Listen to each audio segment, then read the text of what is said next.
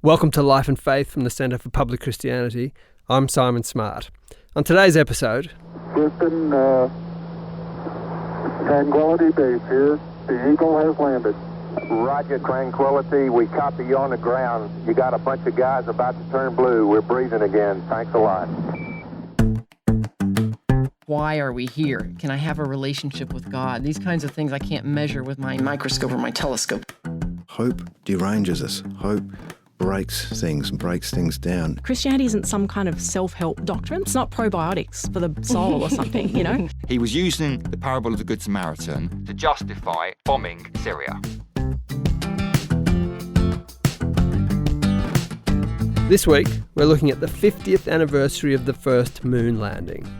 It's 50 years since humans first touched down on the powdery surface of the moon, while the whole world watched on in astonished wonderment. 50 years since Neil Armstrong made that intrepid walk down the 6 or 7 steps of the lunar module to be the first human being to touch the surface of the moon. I'm going to step off the limb now. That's one small step for man, one giant leap for mankind. There's understandably lots of talk around this at the moment. It's a big occasion. There are movies and documentaries and books being released about this incredible moment in human history. Today on Life and Faith, we'll talk with Andrew Smith, the author of the book Moondust, In Search of the Men Who Fell to Earth. And we'll discuss some more junior fiction on the subject. And we'll delve into the big questions. What did the moon landing mean then? What does it mean now? What did that event and how we responded to it tell us about who we are as human beings? Ignition sequence start. 6, 5, 4, 3, 2, 1, 0. All engine running. Liftoff. We have a liftoff. 32 minutes past the hour. Liftoff on Apollo 11. Now, with me in the studio today to discuss all things space is Richard Shumack. Richard is a CPXer. He's a philosopher with an expertise in Islamic philosophy, but he also loves Australian rules football and pretty much every sport, and we share that. But we also share a fascination with flying and space travel. Good to have you in, Richard. Yeah, hi Simon, great to be here. And yeah, absolutely. I love all things space, all things flying. As a kid, wanted to be a pilot, even had some flying lessons. Couldn't afford to keep that up, unfortunately. No, but I've been to your house, and I know you have this kind of makeshift flight simulator with all sorts of levers and things to sort of mimic what it would be like to sit in a cockpit. And I've been there and crashed a few planes on that machine, even when you were helping me with the controls. Yeah, it's not makeshift, it's professional level simulation, okay. Smarty. But I wanted to be a pilot, but I understand that you wanted to be an astronaut. Yes, I did. And I was right into this as a kid. I was fascinated by it. I'd read the books and dreamed dreams of climbing those stairs into the massive rockets. And I have to say, at that point, I hadn't been put off by my terrible lack of ability in maths or my terror of enclosed small spaces, a claustrophobic fear. But, nonetheless, I thought I could do it. But, Richard, what is it about space exploration that particularly interests you? Well, I'm just old enough to be around when the moon landing happened, so I was born into the space race. I grew up in inland Australia. There were stars. I would go in the backyard. I would lie on the ground, even in the bush, just lying up, looking at the stars, fascinated by the stars. At home, we didn't have a lot to read, but lots of National Geographic magazines. I don't know if you remember this, but every episode was about the Apollo or Voyager or planets, and it just captured my imagination. It was beautiful. And even the space race was just... It was such a cool thing. It was petty and childish in a way, these two superpowers racing each other. But beyond that, there was just something spectacular and crazy courageous about these guys getting on what were basically flying missiles and shooting up into space. It was brilliant, just brilliant. Now, you've been to the Washington Museum, haven't you? Or the Smithsonian. That's all pretty amazing. Yeah, it's my favourite museum in the world. I remember standing in the nozzle at the bottom of one of the Saturn V rockets and just imagining the size of this thing. And you can see the command module. You can play with this stuff. It's just brilliant. Love it. There's sort of romanticism to it, isn't there? It was like this when I was a kid anyway. But why are we so captured by this? Yeah, certainly as a kid. And we've talked about the size of the rockets, and when you see that, that's amazing. But for me, it's just the technology was cutting edge. But then when you see it, it's so basic. It's like they say that you have now a lot more computer power in your watch than they had on this whole thing, right? Right. You look into the module, it's like they're getting in a Morris Minor or something and getting blown into space. And the margins were tiny. The margins between missing the moon or particularly coming back, being a little bit shallow, you bounce off the atmosphere, you're in space forever. A little too steep, you burn up. Like just these tiny margins with crazy basic technology, just unbelievable courage, and just the ambition was just off the scale. It's amazing. Now, I've just been reading a book by a guy called Andrew Smith. It's called Moon Dust, The Men Who Fell to Earth, and it's really a good read. And it's looking at the stories of the men who actually went to the moon. So I think there were 12 of them. By the time Andrew Smith comes to do his book, there's 9 left. And so he has this mission where he wants to go around and interview each of the people who went to the moon and talk about the experience and what it did for them. A lot of them had real struggles on re-entry to normal life, you know. And it was very hard, at least this, it was very hard to live up to the hype and the excitement and the kind of adrenaline charge of this whole experience. And so life for them afterwards was pretty hard to sort of live up to that excitement. But anyway, we tracked down Andrew Smith this week, the author, and talked to him about the book. This is what he had to say.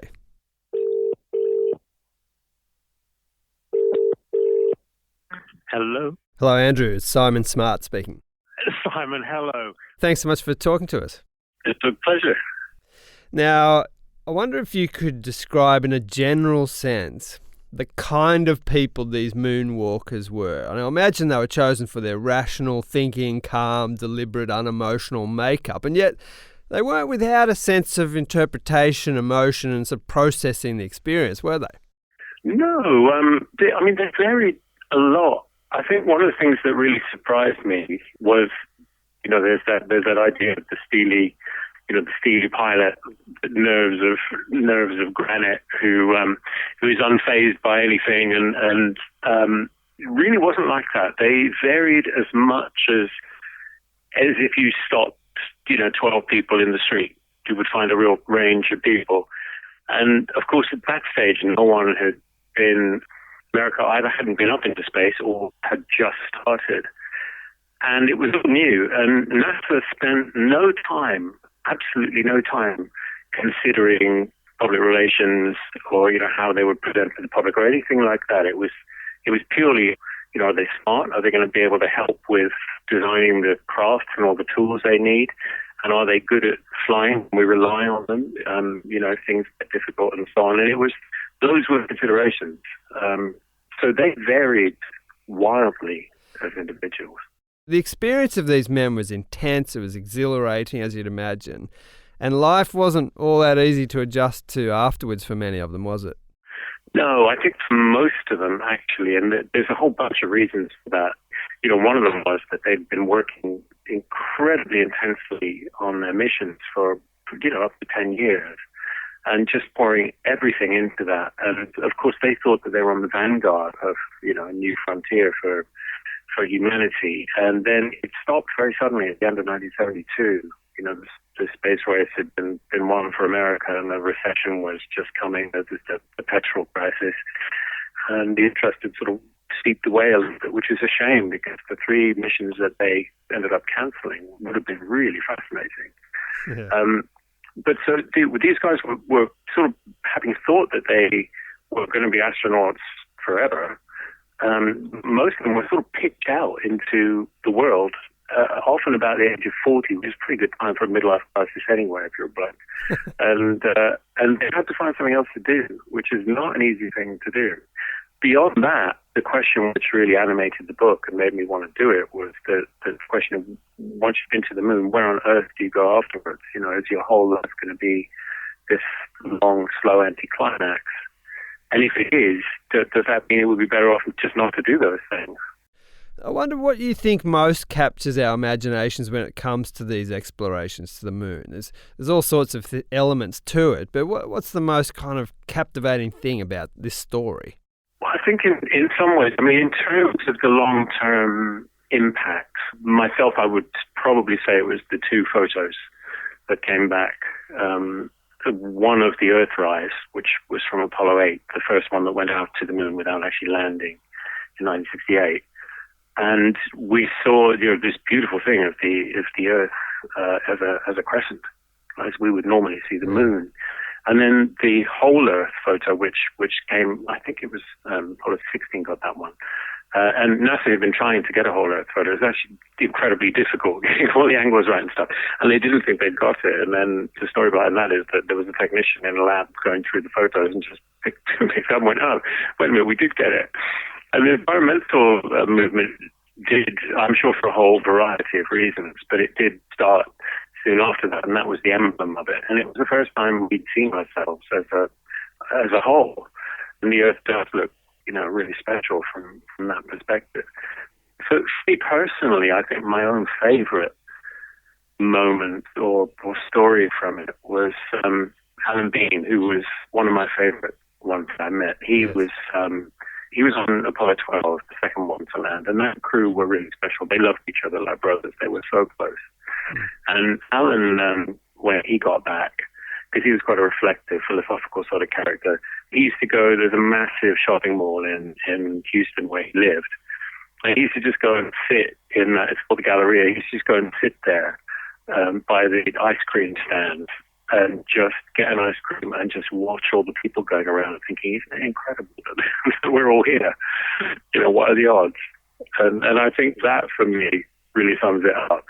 You had a quote from him in the book which says, we've been looking out into space for 300 years through telescopes, and we've never seen anything as beautiful as what we see when we walk out the front door. Yeah. And that was a lovely quote. I know. It makes you think, doesn't it? And appreciate it, because it's true. And so that I take that little story with me everywhere I go, and actually I think that perspective does change the way you feel about life on the Earth. Now, this perspective on the Earth as these people experienced, and the whole Earth photograph, as you talked about there, does present us, doesn't it, with some kind of, there is almost a spiritual question there, because you look out into this vast universe and the unlikelihood of anything being like it is, like the Earth being in the miraculous way that it is. That does, in a sense, present a theological question at one level, doesn't it? Yeah, and you can certainly take it that way, and some of them did. One of the questions I started out with while I was doing the book is, did it change them? From a distance, it looks as though a lot of them weren't really changed. They really went off on different paths when they got back. Yes. And when you ask the astronauts that, what they all said, because obviously they trained together and knew each other well, what they all said was, well, we all came back more like we already were.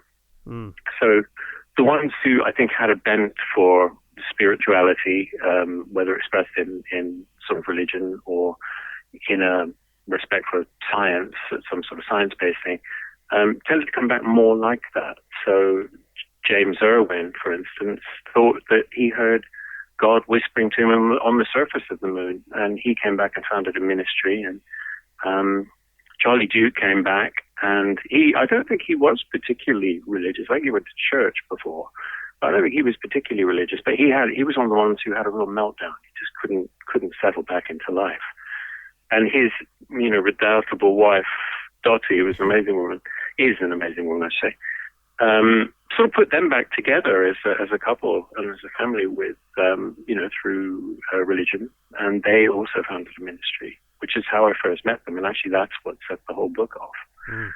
And Edgar Mitchell, who was a remarkable man, I think, who was on Apollo 14, he was very scientific and rational by nature, but also had a real spiritual side to him. He meditated every day when he came back.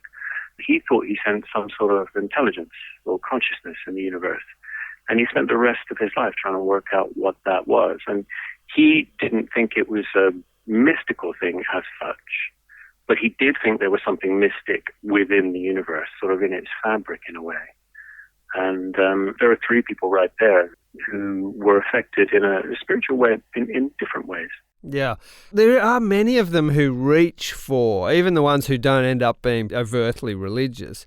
It's interesting to me that a lot of them are at least reaching for spiritual, poetic language to describe the experience, don't they? Rather than hardcore, necessarily scientific kind of interpretations. I think you're right. There seems to be something about seeing the Earth from a distance. No one's been out of Earth orbit since 1972, which is an amazing fact. And so we've had the space shuttle and the space station, but they're just up a couple of hundred miles, and that still must be amazing. But the Earth looks big from there. It's when you start moving away from it, it gets small, I think, that the real difference happens. Exactly. And that, to me, I just think it's so captivating, that thought of seeing the universe from that perspective that almost none of us have. Although I wondered personally for you how affecting that was in terms of, almost in an existential sense or even a spiritual sense. I know you're not a religious person yourself, but did any of this kind of niggle away at your imagination? Yeah, no, for sure. It's something I think about a lot, actually. And my feeling about religion is I've never found that faith, but I kind of envy it. I would like to have. And so I think I can understand it, but don't feel it myself. But I did go to what they call the edge of space one time. I was given the chance to go up in a MiG-25, a Russian one, and at Mach 2.5, so 2.5 times the speed of sound. And you go up as high as a jet can go. The atmosphere then is too thin and the jets can't breathe the air. And so you just coast the last bit. So you're up there and you're as high as you can possibly go in an airplane. And you do see the curvature of the Earth and how thin the atmosphere looks. And you feel like you're on the edge of space. That was amazing. And if that's amazing, just going to that height, I can only begin to imagine what it's like once you start moving away from the Earth. Well, it's a fabulous book, Andrew, and it's had a few different relaunchings with different anniversaries, and the 50th's a big one, so I hope it gets some more attention. It's really worth reading. Yeah, thanks. It's nice to talk to you about it.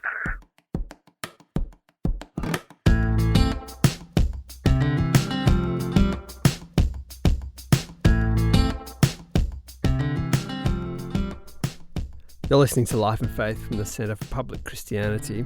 I have Richard Shumack with me in the studio today, and we're discussing all things space to mark the 50th anniversary of the first moon landing. Now, Simon, am I right that you've actually met one of the men who walked on the moon? How did this play out for who you met? Like, did this book line up with your experience of chatting to this guy? Yeah, so I met years ago when I was about 17. A guy called Jim Irwin. Now, he drove the moon buggy. Lots of people have seen the pictures of that where they're driving this buggy around the moon. He was the guy who drove that. And he found himself many years later in a northern New South Wales country town at a bowling club, giving a talk to not a massive crowd, but I was one of them. And my dad obviously remembered that his kid had, loved all the NASA stuff and took me along. And he described something as a 17-year-old. I never forgot this. It was quite profound. He said he could stand on the moon, look up to Earth, and with this gloved hand, hold up his thumb, and he could cover the entire planet with his thumb. And so he described, under his thumb, every mountain, every river, every city, every person he knew, all the people he didn't. And he said that it made him feel terrifyingly small and vulnerable. Now, he happened to be a person of faith, and he reckoned that the experience only deepened that faith. Yeah, that's brilliant, Simon. I've never met an astronaut, although I do have a friend who's from Houston, and she knows astronauts. And in fact, just recently she was invited to what she called an astronaut party, which is what they have. It's like a farewell to someone who's going to space. And it's a weird thing because it's a farewell, but it's also it's really potentially a farewell forever. And I think touches the danger. Well, not just the danger, but we look back on the Apollo mission, it was 50 years ago, and for us now space sort of feels a bit ordinary. We've had space shuttles, a regular thing, but for the people who go to space, it's a massive leap. And so here they have this party. So it's like, see it, goodbye, but there's another level or layer to this. Right, maybe goodbye forever as you head out to the stars. Right. So, Richard, this human fascination with space and adventure and awe does seem to start young, certainly did in my case. And I've seen it with my kids too. So one of my favourite memories actually is reading a book by Frank Cottrell Boyce. It's called Cosmic. He's an Irish writer. I read it to both my kids when they were sort of around 10, 11, 12 years old. It's a classic story. It's very funny. I recommend this book to listeners. It's about some kids who, I won't sort of give in the whole details of the story, but essentially the kids are going off to what their parents think is like summer camp, but in fact they're going to the moon. And, go with me on this. And Frank Cottrell Boyce spent a lot of time with a guy called Alan Bean, who was one of the Apollo astronauts. So he bases it on that type of adventure, the Apollo moon missions. And the main character is this kid called Liam. And so he goes up with these other kids to space, but he's the one who orbits around the moon while the lunar module goes down to the moon with the other kids. So he's by himself as he goes around the moon. And at one point in the book, as this ship goes onto the dark side of the moon, this is what we read. The space between Earth and Moon, that's space. Because it's a space between things. But on the other side of the moon, that's not space. I'm not between anything. This is the universe. I feel like I am seeing it all, every bit of it, and it is big. What if stars were just pixels, and the Earth was less than a pixel? What does that make us? What does that make me? Not even dust. I felt tiny. Then my phone pinged. I had a text, and just after that it rang, I answered it. A voice said, "Liam, where are you, son?" It was my dad. "I've been ringing you for days. Your mum was worried about you. Where are you, by the way? This is a great signal." I was still looking back towards the massive, empty universe, but I was talking to my dad, and suddenly everything was different. My dad's voice was real. Everything else was just decoration. So, like Jim Irwin, here we see Liam. He's having this moment where he's in the vast universe and he's comparing himself and he's feeling tiny, he's feeling nothing. And I'm sure lots of us just humans are faced with that realization at times that we're in this vast universe and we are tiny, and what if that's all that there is? That's scary, that's destabilizing. Yeah, it is. And you see in this description, what's really evident is it's the reality of relationship that changes his perspective on that. So at one level he's feeling like everything's meaningless, what does it matter at all? But then the text comes through from his dad, and yes, here's human contact. It's community, it's relationship, and that's what makes every bit of difference. And the book actually goes on, I think very subtly, to suggest that perhaps he's not only talking about Liam's dad, but the possibility at least of the father of the universe behind it all. It's a really beautiful story. And the sense in this book, at least, is that, which I think was the sense for a number of the astronauts, was of a universe that was charged with the grandeur of God, as Hopkins put it. A universe that was created and is sustained by a personal God. Right, and that was even true of Apollo 11, wasn't it, Smutty? Even that moment of arriving on the moon for the very first time, there was elements of transcendence and wonder, even worship at that moment. Yeah, there was. It's famously Buzz Aldrin took wine and bread from his local church, and he actually carried out a communion service while he sat in the lunar module before he took the steps down onto the moon. Houston, Tranquility, over. Tranquility, Houston, go ahead. Roger, this is the LEM pilot. I'd like to take this opportunity to ask every person listening in, whoever, wherever they may be, to pause for a moment and contemplate the events of the past few hours and to give thanks in his or her own way. Over.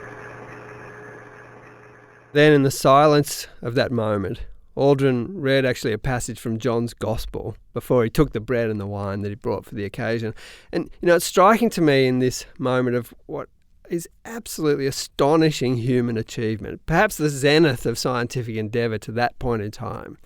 And here we have a key player in the drama who's reaching for something spiritual to make sense of the experience. And so when we go beyond the planning and all the equations and the technology to get them to this place, in this moment of kind of sheer wonder and awe, this human tendency to reach for the non-material way to explain the experience, I think, is undeniable. It's like us reaching for something beyond ourselves. Simon, do we have any sense of how he looks back on it now, how Buzz thinks about that experience? Yeah, well, there's an interesting sort of footnote to this that he kind of regretted it, actually. He regretted that, not perhaps that he'd done it, but that he publicised this celebration of a Christian ritual. And the reason was that he sort of thought about it afterwards and thought, well, actually, we should recognise that we're here to represent all people, not just Christian believers. So he wrote in his memoir, I think it was 2010, he says, "We had come to space in the name of all mankind, be they Christians, Jews, Muslims, animists, agnostics, or atheists." And then he goes on, "But at the time, I could think of no better way to acknowledge the Apollo 11 experience than by giving thanks to God." Yeah, that's interesting. Partly because the Russian cosmonauts, they had the opposite. They famously went up there and said, "I didn't find There's God nothing there." Right. Yeah. But even for the Russians, there was still something transcendent, in a sense, about the quest for knowledge, the quest for the stars. It's not ordinary. It's bigger than just that. Yeah, and do you have a sense of what that tells us about ourselves? Speaking as a philosopher, there's some really interesting arguments by the American philosopher Alvin Plantinga. Now, he's a believer, he's a Christian, but his argument is that sort of response of Jim Irwin, of Buzz Aldrin, that is exactly what you would expect from humans experiencing the vastness and the beauty and the awe of the universe. That sort of response is what you'd expect if we were built by God. Like kind of built to respond to him, yeah? Right. So if we were created, if we're created by God, then you'd expect us to be people who have that capacity to reflect on the hows and the whys and the whos of the universe. You'd expect wonder at just this amazing creation.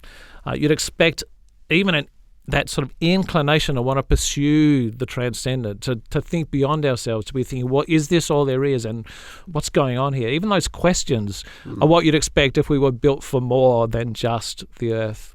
So the response of humans to think about at least transcendence and try to make sense of it in those ways is very suggestive, isn't it?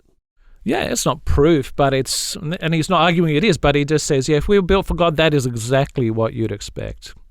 I'd want to add something else too, and this is sort of some of my ideas, that you mentioned before about the personal and the connection with persons. I think that as persons, we are built to know, and that means we're built to relate to things, to connect with things, to understand things, and we have this relentless sort of passion for knowledge. And that's sort of what the space race was about. We wanted to get there, we wanted to experience it, we wanted to know about it. And again, that seems to make sense if we're built for knowledge by a personal creator. Yeah. It's again, there's just that, it's appropriate. It's a hint. It's a hint. And a pointer. Right. And again, this is the thing that for me is really incredible about the space race. It was politically controversial even at the time. There was lots of disputes in the government about whether it was financially worth it, whether there were going to be economic benefits from doing it, the cost of lives. But right at this moment, at the moment when Neil Armstrong was walking down the steps, all that disappeared, all that was forgotten. And it was all about that transcendent pursuit of knowledge and exploring the unknown. Yeah, it's a stunning moment. It really did capture everybody's attention, right? Well, it's only a very small group of guys who've managed to stand on the moon and stare back at our own blue planet. But almost without exception, for those who did, it changed them forever. But we all have our moments of awe and wonder. And it seems that no amount of technological brilliance will ever fully explain or replace that feeling. nor the hunger for transcendence that haunts the human spirit.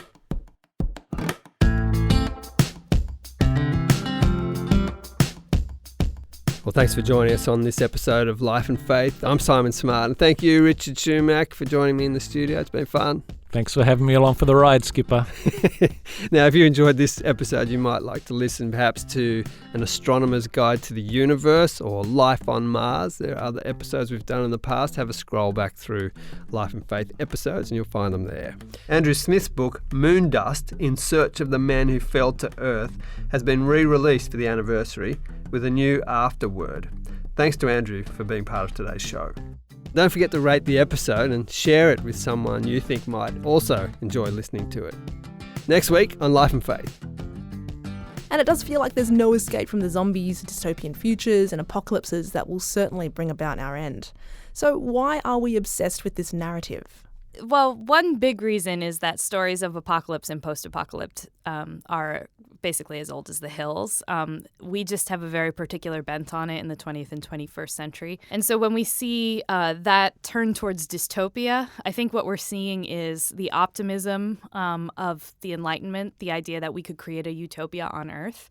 That has proven to be false.